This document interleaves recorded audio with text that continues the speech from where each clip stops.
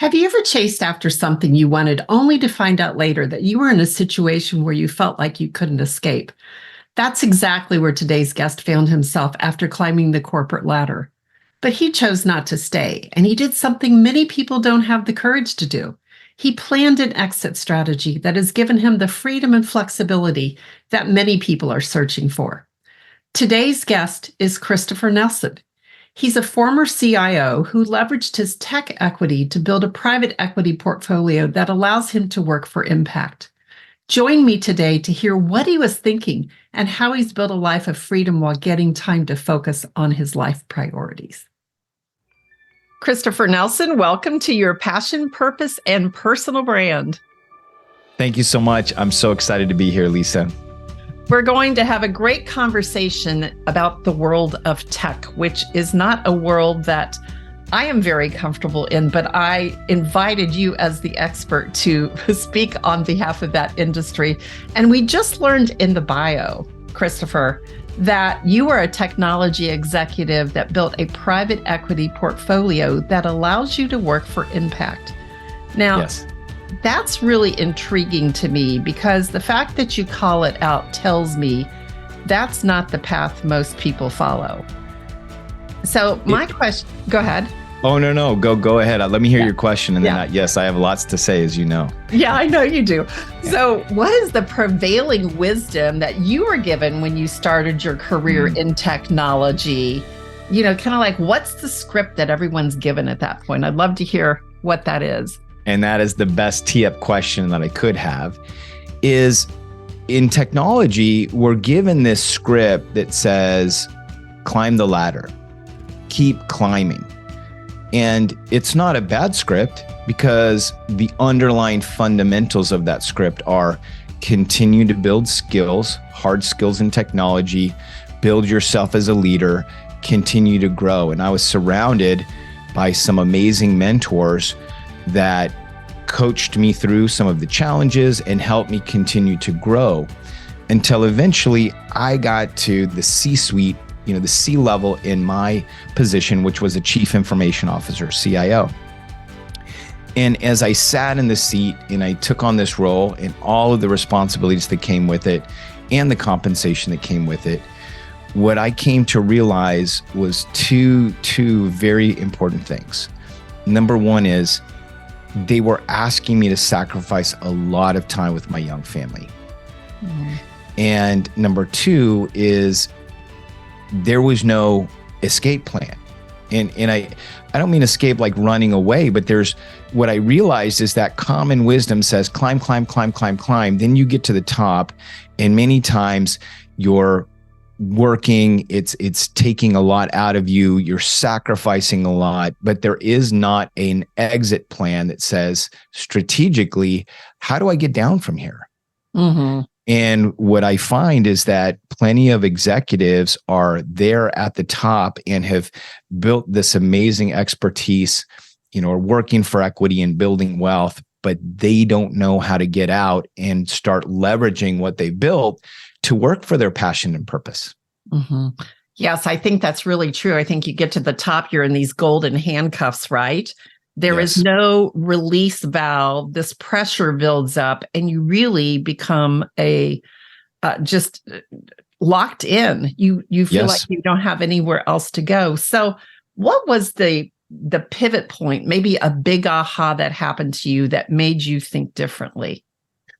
Well, it was that moment when I'd reached the pinnacle of my career and I realized that there was no, formal exit plan, or I wasn't clear how to unwind it. And I had to eat a bunch of humble pie and literally walk away from that role, which was I don't think it was a career defining moment, but it was definitely an inciting incident, if you will, in the storyline that said, I did what everybody told me. I got to this peak, but I realized that I was giving up too much of what held the most value for me, which was spending time with my family and being able to have more of a flexible lifestyle. Mm-hmm. So ultimately, it was walking away from that and finding different opportunities and starting to think differently of how do I leverage my expertise to start doing something else that gives me that flexibility. And then how do I take the equity and the wealth that I built and turn that into a, financial vehicle that could also provide additional support to myself and my family so that I can, seek more flexible opportunities. That was really the aha moment that said, nobody else is going to do this. I'm going to have to figure it out. And it wasn't that this whole thing dropped on me, in a moment, divinely, but it was ultimately, I'm going to have to take it a step at a time. Step number one is get off that pinnacle and get to a point where I could get some margin and breathe. Right. And you have been able to do this very well, obviously. Mm-hmm. And now you have taken this and you want to spread it to others. So, I've come up with 3 questions for season 3 that I'm going to be asking everyone and weaving into the interviews. So my question to you is, there is something in here that has gone beyond yourself, Christopher. Like you want to share this with others. So there's something in here that breaks your heart, that there's this big problem that you're trying to solve. Tell us what that is. What breaks my heart is that technology employees that work so hard and they're so smart and they have these good intentions, they ultimately get trapped from the goal. It starts with the golden handcuffs. And I say that leads them to this golden jail that essentially the door is wide open, but they don't know how to get out. And when they stay in there, the result is degrading health, mental and physical, not having critical time with family, losing precious moments in time and sacrificing so much. And they're also not able to realize their potential. As now I'm in this space of being a financially independent technology employee, and I see others and what they're able to do on an impact perspective, arguably less time, but more impact. I just, get excited about what happens if we can set more of those people free. Yeah. So mentioning impact, what does impact look like for you, Christopher? I think impact is, how do I scale the change that I want to be in the world, that I want to see reflected in the world? And ultimately, what I've come to understand is that I am by nature a freedom fighter. I want people to be able to ultimately move up Maslow's hierarchy to become realized and be able to be free in their mind so that they can, then achieve what they're meant to achieve. I believe everybody has a purpose that they're supposed to live out. And so focusing on financial education so that people can get financial independence is core to my creed and something that I enjoy getting up and working on day in and day out today. I also just spent some time in Uganda with Ugandan Water Project on helping the Ugandan people get freedom from water poverty and start just moving up core steps on Maslow's hierarchy to be able to focus more on education and thinking about where they can take that country and their personal direction as well. Yeah, I think this is one of the reasons why you and I connected so well, is because we believe there is more to life than what we're currently living, that we can become more and make more of an impact. So, you're taking this idea and you are on this mission to help 1,000 tech employees achieve financial independence. What's your strategy? How are you going to go about doing this? Well, just like myself figuring out this exit plan, I had to figure it out step by step. And so this is essentially what I'm doing right now is step number one is, as I was creating and looking for private equity investments, which, private equity is private. There's a lot of closed doors. There's not a lot of clarity and understanding around it. I had to do a lot of networking and digging. I created a company where technology employees can invest alongside me. And that was my first, effort to help them get free by saying, invest with me. Let me create some vehicles that you can understand what good looks like. Now I'm very focused on education. And so I've started Tech Careers and Money Talk, my podcast, to educate people on and to literally listen in on conversations of tech executives, leaders, and even individuals just talking about career and money and how it can work together to get them to freedom. And then Tech, Career, and Money News, our weekly publication that is giving out news and insight into that space. And then we're listening. Like, we do believe that there are educational products on the horizon where we can fill a gap with some very focused education that is going to skill up people on, how do they effectively trade their time and talent for equity? How do they build expertise that can translate into a freedom lifestyle? Mm-hmm. And then also, how do they manage millions, right? We aren't, I didn't come from money. And so when you get to the point where you have a lot, it can turn quickly into a head game, meaning that you continue to convince yourself that you're not able. And it usually, that lack of confidence is because we don't have skills or education. And when we have it, then, we can go set the world on fire. Yes, absolutely. And you are setting the world on fire with your podcast. I know it has risen through the ranks pretty rapidly. You're in the top 3% of all podcasts, over 3 million podcasts in the world. And Christopher, your Tech and Money Talk podcast is in that top 3%. So congratulations on that. Thank you so much. Yeah. Thank you. Yeah. And if anyone follows Christopher on LinkedIn, and I'll just tell you, if you don't, you need to, you will get a lot of education. I learned so much listening to the clips. And I think this is where we have fallen short. Mm. As a matter of fact, I saw one of your LinkedIn posts this morning where you talked about, we do not teach our children financial literacy. That's right. And coming from the world of education, I know we teach them to read, we teach them to write. We may even teach them how to treat other people, but we do not teach them financial literacy in schools. Therefore, we're leaving it to parents who are ill-equipped to teach this as well. Right. How do you see that changing? I see it changing in two ways. I think like many efforts, number one is speaking into the parents and giving them an opportunity to teach and actually learn themselves and learn with their kids. I think that's a very viable option. And in fact, that's, as we've gotten into doing more real estate and other things, we just include our kids in everything, even if it's incredibly messy, because we realize that more is caught than taught. And so just involving them in the process is so important. And so I think that, parents, as they're deciding, I need to skill up if I want to get to a point where I can, retire or whatever that looks like for them, bring your kids along for the ride. That's way one. Way two is, I think, just going directly to the next generation. And the great news is there are a lot of applications where,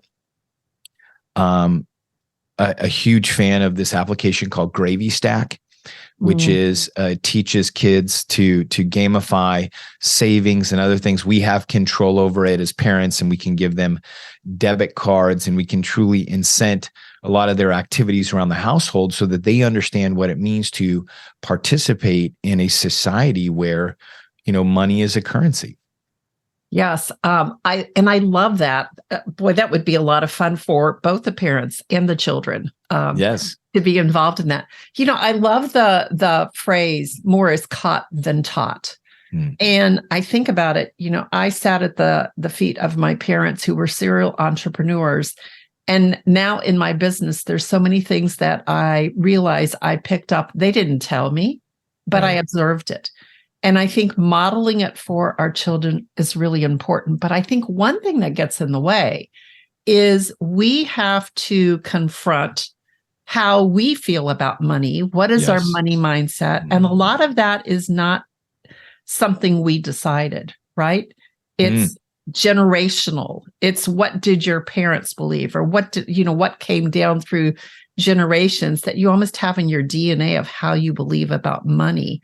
Are you finding this to be true, that people have this money hurdle? Yes, because it's so true. And you see this played out, especially in these environments where people are able to make a lot of money, is that whatever your money mindset is, if you add more money to it, it doesn't mean that overnight you turn into some type of a, disciplined, fiscally disciplined person.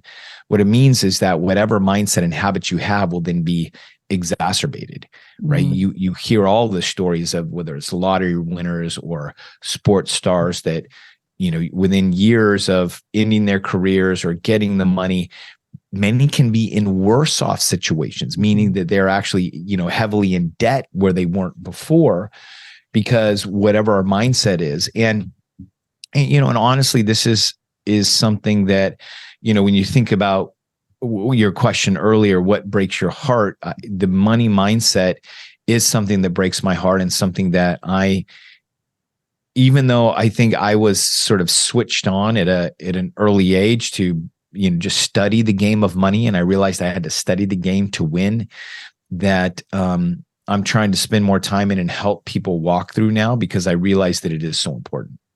Yes, it really is. And I think a lot of times we just aren't aware of it, right? Oh, right. It's there are tapes running in the background, and we have to, in the evolution in career to self-awareness is something. And this is why I think that when we think about career and money, we should always think about them side by side and how they're interlocked. Is it when we're thinking of growing as a leader and becoming self-aware, let's be self-aware about our money. Let's be self-aware about those habits as well. And what are our triggers? And, what do we think about money? When we think about doing a budget or dealing with money, do we feel anxious? Do we feel calm? Like, think through and then start asking yourselves the questions, why? Because we have to bring these stories and these tapes, these things that we learned, we have to bring that to the light, and then we get the opportunity to rewrite it.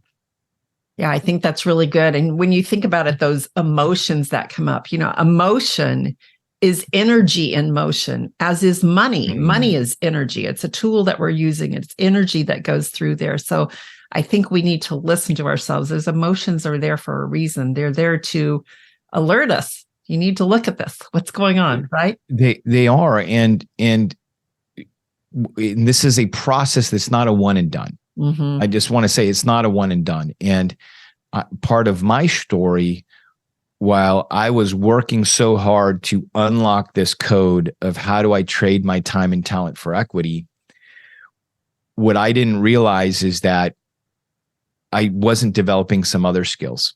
And we can talk about that in a moment. But what it translated to is on April 19th, 2012, the day that we went, my wife and I, experienced our first IPO and went immediately through this amazing moment where in literally a moment, you are having multiple seven figures appear in your account. It's magical. It is magical. But when the party subsided, and it was an amazing party at the office in San Francisco, there's some people in New York at the time, I fell into depression. And it was I was overwrought and I was crying because I did not feel like I was good enough, had the skills enough. And I thought that I was going to be the fool that lost this all. And it was a crippling self-doubt that I had to find people that understood, which that was actually excruciatingly hard, because when you go then to people who in your circle, and they haven't had that event, and you're talking about anxiety from getting a lot of money, if people haven't been through that, and maybe people aren't self-aware, or they're in their own money mindset, their response will be, what are you crying about? What do you got to cry? What do you mean? Yeah. And so you have to, you really have to go find and get some people to talk to about this, because it's important. And then once we were able to start figuring out and realizing that the antidote to that was the filling the gap and understanding knowledge, right? Okay, now we have this thing. Number one, we don't need to do anything with it right now. Let's focus on the education, the skills that we need to manage it well. That was really the elixir for us that helped get us to the situation, or, get us to where we are now.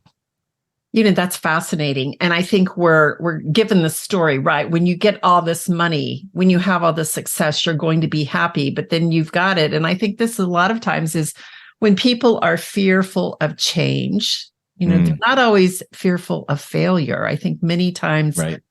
underneath it, they're fearful of success, because then I'm this person with this money and I've never been there. What do I act like? What am I supposed to do with it? Or even like you talked about, like, what if I lose it? Right. That would be something that's there. Well, it would be humiliating. And the reality is when your head's down and you're trying to make it, you're not thinking about getting it yet because it's not real. And this is especially in technology. And this is, again, something else that breaks my heart and why I'm so passionate is, it's not that you believe that it can happen, but you're pushing and you're just really in this moment. And then you sort of transcend in this other moment and it just happens. And then it becomes like this sucker punch because you didn't know, oh, wait, I had to do that too. And that's what, especially for me, being a strategic thinker, I think that added more weight to, myself beating my own self up over the whole thing. But I know that other people really struggle with it too. And as I've, that healing comes when people who've been through experiences are able to share their vulnerability. It can bring other people in, and then you can have really healthy conversations that set your mind free so that people understand when you're in that moment. And so this is all, if anyone is out there and they're having a moment where, they just won the lottery, maybe they're signing a big sports contract, or maybe it's a big customer contract you never thought you were going to get, and you're seeing all this money and you're feeling overwhelmed and you're feeling anxious. That's okay. That's normal. And you just need to breathe into it, and you need to put your emotions aside, let your rational brain take over, and then understand and ask yourself the questions like, what do I not understand about this that I need to know? Or is there a process in my business that I need to shore up around accounting or other things? And just also realizing you don't need to make moves on the street right now. Like, don't do anything hasty. Like, just take a minute, take a beat. Yeah, I think that's very wise advice, because we've seen many times where that did not go well. That did not go well. So, Christopher, what is the biggest misconception when it comes to building tech equity? Where do most people get it wrong? Most people are misled in working for tech equity because of the headlines and what's out there. And it's interesting that, so you think about it, 3 ways to get equity. You can either buy equity. And so if you go to buy a stock or your stock, let's say, you're going to say, well, wait, what's my risk appetite? Do I want something that's high risk or low risk? You're going to analyze the investment. The other way you can do it is you can build equity. You can go build a startup, or you can trade your time and talent. And when you're trading your time and talent for it, the biggest misconception is that all of the news, all of the stories and bylines are focused on these early stage startup companies that are the highest risk, highest reward. It's just like in a real estate investment. If you ask someone, what's the highest risk, highest reward investment in real estate? It's called opportunistic. It's where you buy a piece of dirt and then you have to get everything, you have to then build the structure and then you rent it out. It's very high risk because you have all this complication before you get to making money. Versus what is the, least risk? It's buying a relatively new building with tenants in it and taking that over. It's already going to be a good flourishing business. Well, and the biggest misconception is that the only way to make money in tech is working for the earliest stage startup company. Because the reality is that the best place to make money in tech is actually going to work for big established tech, and then, growing your career there and getting larger pieces of equity because it's already liquid. You can already understand the value of it. And in some cases, you'll be able to get some of that, equity in the first month, right? That's additional salary. So let me make a couple statements here. If people working for public equity, and I'm talking about HR people, finance people, sales people, generally speaking, make 35% more on average because of the equity component. Okay. And the story that I like to tell is at one point, I had a chance to meet a gentleman named Aaron. We were at a real estate conference of all places and found out that we both worked in tech. And at some point I mentioned, oh, when you're working in tech, you need to think like an investor with your time and talent. He took me aside and he said, can we catch up more on this later? I said, yes. And this was, 2020, we jumped on a Zoom, and he had a staff engineer role. So it's a senior role in an early stage startup company, was getting some decent compensation, had quite a bit of equity, but it was locked up. And at that point, he wanted to be able to get some equity liquid to go pursue some things he wanted to do in real estate. During our conversation, I did a little evaluation questionnaire, and I realized, well, your risk profile is low risk, low reward. He looked at me and he said, I think what you're saying is I have to then go to work for a public tech company, but everybody knows all the money is in this early stage. I said, do me a favor, go get some interviews, come back with some offers, and let's have a conversation. So he came back with some offers, and one of them was very appealing because they were going to essentially give him a 20% salary bump. They were going to match his salary in equity, and they were going to give him liquidity in the first month of employment. And then also, if there was any downside, like if that amount went below what they had committed to, they'd actually give him more shares at the end of the year, downside protection. So he made the decision to make the move. And this is where the story gets interesting, is because the company that he chose was Lyft. He joined when that package was $20 a share. And within a few months, it jumped to $60 a share. And within 18 months, he, pulled out, $1.5, $1.7 million in equity to then go invest. That's amazing. Now, again, I'm not trying to take away from the hard work. Like, there's a lot of hard work involved, but the point I'm trying to make is that when you think like an investor and you align your financial goals within where you're working and the nature of the equity that you're receiving, you're able to get results, and sometimes, like in this situation, rather quickly. Yes, and I love this because, again, you found someone who was following that script that you're told, right? And Right. You introduce this new idea of what if you thought differently. Get curious. What if you approached it from this way? And there's so many opportunities, no matter if you're in tech or whatever, there's so many opportunities in the world right now that you could approach an idea differently. There are people out there doing things. They're disrupting the status quo. They're looking at things differently. They're finding opportunities. But we have to get quiet enough to listen. It's true. To really think about that. Christopher, you clearly have knowledge in this, and I would encourage our listeners to go listen to Tech Careers and Money Talk podcast. And your newsletter, again, the name was? Tech Careers and Money News. That's brilliant. Okay. There you go. That's awesome. All right. So we'll make sure that we have all the links in the show notes for this. So a couple other questions I do want to ask. Clearly, you are a person who is on a mission with a passion.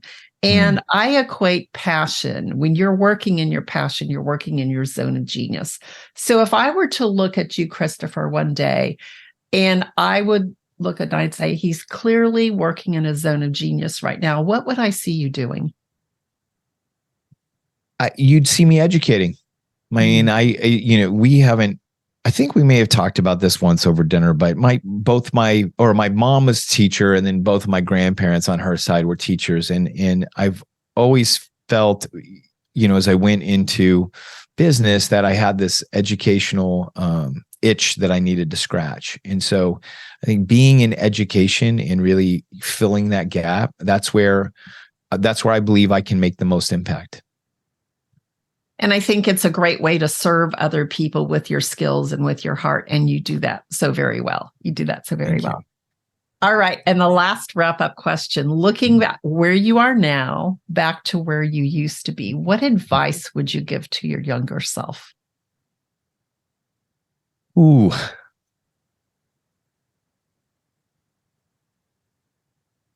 The advice that I would give to my younger self is always look at where's the opportunity to bring somebody new into your network or your circle of friends, because ultimately that's what's helped me grown the most over the years, is when I see people with new ideas and new thinking, and I want to intentionally build a friendship, like spend some time, break some bread. And it was something that I stumbled into, and it took me a long time to figure it out. And now that's something that I would really encourage myself to do is, and then also the flip side, right? Which, not wanting to be negative, but needing to be real, is there's also, people in your life that if they're not excited about where you're going and they're not encouraging about it, you may need to be spending less time with them. They may not be the ones that are going to be in your tribe when you're doing these amazing things. And I can say this right now, my tribe and who I spend my time with looks vastly different than it did 10 years ago. There still are some people that are a part of that, but that's one of the key pieces that I would give myself. Yeah, I think that's really wise advice. Look at who you surround yourself with, and do they lift you up? Do they encourage you to think forward? Right. Yeah, really, really good advice. Well, Christopher, you've provided a lot of value for us today. I really appreciate you spending your time with us, and thank you for being with us. My pleasure. Always good to get time, Lisa. Thank you so much. Thanks for joining us today. I hope you've been inspired by Christopher's reinvention to create a life on his own terms. Be sure to check out his Tech Careers and Money Talk podcast, and also the Tech Career and Money News. And if you don't already, follow him on LinkedIn, where he does a great job of educating all of us. If you made it this far, I trust you got what you needed. And if you enjoyed today's conversation, be sure to share the episode and leave a review. It's how other people can discover the show. And if you like more content like this, be sure to check out the So Much More newsletter with insights and tips for finding clarity to take steps to becoming your legendary self. I'll see you here next week when we look at a phenomenon happening all over the world as people live out their passion and chase after their purpose.